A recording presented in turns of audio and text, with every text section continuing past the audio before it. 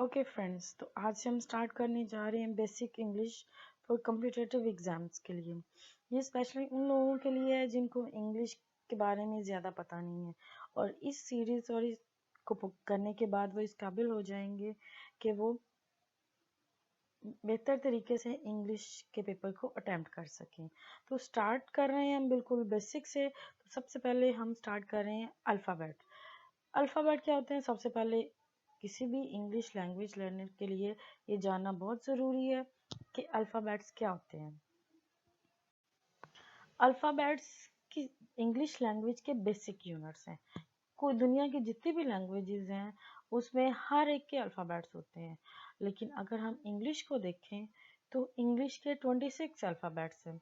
और जब ये अल्फ़ाबेट्स या लेटर्स इनको कहते हैं, जब ये मिलते हैं तो वर्ड बनता है।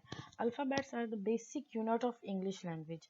Every alphabet had a specific sound. हर अल्फ़ाबेट की एक स्पेसिफिक साउंड है, और जब ये अल्फ़ाबेट्स मिलते हैं या ये लेटर्स मिलते हैं तो इनके मिलने से वर्ड्स बनते हैं, और ये स्पेसिफिक वे में मिलेंगे तो वर्ड बनेंगे। जैसे अगर हम कहें, और 26 अल्फ़ाबेट हैं,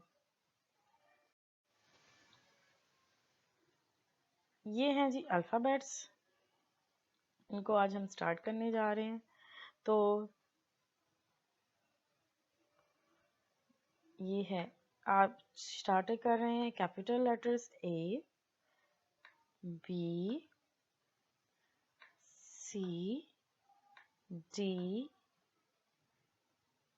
ई, F, G, H, I, J, K, L, M, N, O, P, Q, R, S, T,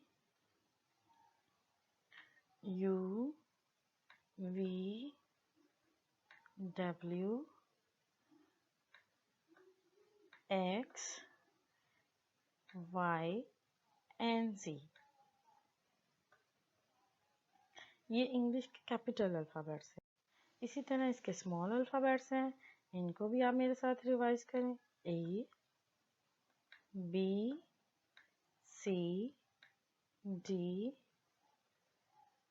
E, F, G, H, I, J, K, L,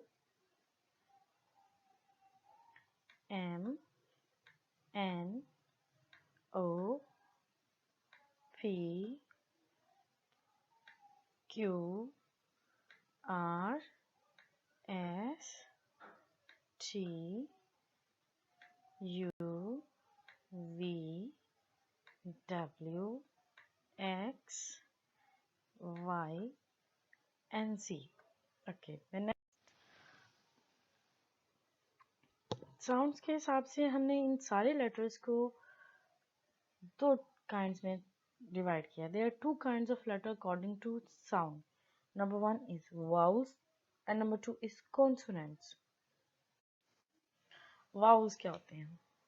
vowels वो साउंड्स हैं जब हम उनको अदा करते हैं या जब हम उनको बोलते हैं, दो दरमियान में हमें कहीं भी कोई रुकावट नहीं आती, कोई फ्रिक्शन नहीं आती। A speech sound which is produce, ये उस स्पीच साउंड है जो कि प्रोड्यूस करते हैं हम with open configuration of the vocal track. जब हम इनको बोल रहे थे तो जो हमारा वोकल ट्रैक है इसमें कहीं भी वोकल कॉर्ड के अंदर कोई फ्रिक्शन नहीं आती, with vibration of vocal cord but without audible friction, and which is a unit of the sound system of a language, और that form the nucleus of a syllabus। अच्छा जी, ये vowel sound जो हैं ये हैं जी ए, ई, आई, ओ, you. ये letters हैं जिनके साउंड को हम वाउल साउंड्स कहते हैं। कॉन्सोनेंट्स हैं वाउल साउंड के अलावा जो बाकी तमाम साउंड्स हैं उनको कॉन्सोनेंट साउंड कहते हैं, और जब हम उनको अदा करते हैं तो हमारे वोकल जो पैसेज है उसमें कहीं ना कहीं फ्रिक्शन आती है। A basic speech sound in which the breath is at least partly obstructed, यानी कहीं ना कहीं रुकेगी। जैसे हम उनको प्रोड्यूस करते हैं, जैसे प, म, ग, ये प में हमारे लिप्स में फ्रिक्शन आ गई, प, म में भी हमारे लिप्स में फ्रिक्शन आ गई, ग ग में हमारे थ्रोट में आई है, and which can be combined with a vowel to form a syllable। और जब ये मिलते हैं तो syllable बनता है। अब syllable क्या है वो हम नेक्स्ट में देखेंगे। वाउल साउंड एज जब उनको प्रोड्यूस किया जाता है तो उनकी साउंड खुद से बन जाती है। A vowel sound can be sounded by itself, while a consonant cannot be sounded without the help of vowel। Consonant sound जो है उनके साउंड वाउल साउंड के बगैर नहीं बनते।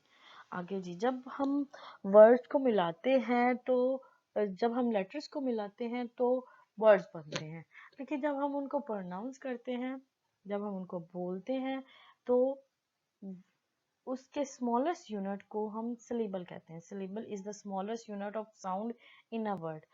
हर सिलेबल इज फॉर्म बना होता है विद अ वाउल साउंड, उसमें वाउल साउंड होगा एंड कॉन्सोनेंट साउंड होगा। सिलेबल हेल्प करते हैं कि हमने किसी वर्ड में हल्का सा ब्रेक या ब्रेक ज्यादा बड़ा ब्रेक जो रुकना है वो कहाँ पे रुकना है। Syllable help in breaking word into smaller unit for spelling and pronunciation. और स्लैश से उसको जाहिर किया जाता है। जब हम दो सिलेबल को सेपरेट करते हैं तो स्लैश का निशान डालते हैं।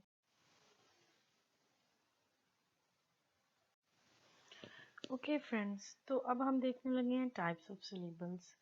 सिंगल टाइप सिलेबल वो सिलेबल जिसमें एक ही वर्ड होगा, एक ही साउंड होगा। The word with one sound और one syllable are called single और मोनोसिलेबल।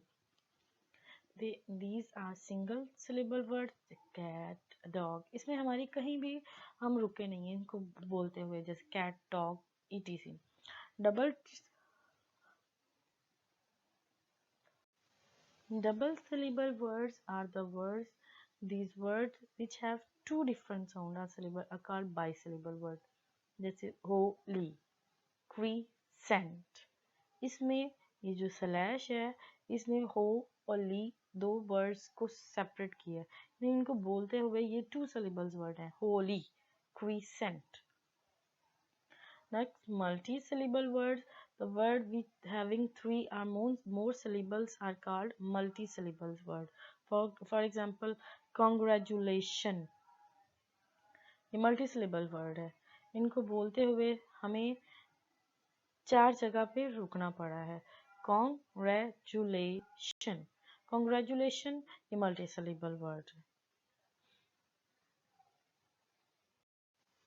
सेंटेंस, अब हमने देखा कि जब हमने वर्ड्स बनाए हैं तो अब हमने उनको जब वर्ड्स को किस तरह अरेंज करें कि उससे मीनिंग पूरी तरह समझ में आ जाए। सेंटेंस का मतलब है group of words that give a complete sense, जिससे हमें मतलब पूरी तरह समझ में आ जाए। अबाउट समथिंग, जिसके बारे में कोई बात की जा रही है वो हमें बात पूरी तरह समझ में आ जाए। In a sentence the word should be arrange properly. किसी भी सेंटेंस में वर्ड को प्रॉपरली अरेंज किया जाना चाहिए तो ही हमें वो बात समझ आएगी। Otherwise the meaning of the sentence can not be understood properly. For example, he is a doctor, यहाँ पे ही इज अ डॉक्टर एक सेंटेंस है, समय बात समझ में लग रही है कि वो एक डॉक्टर है।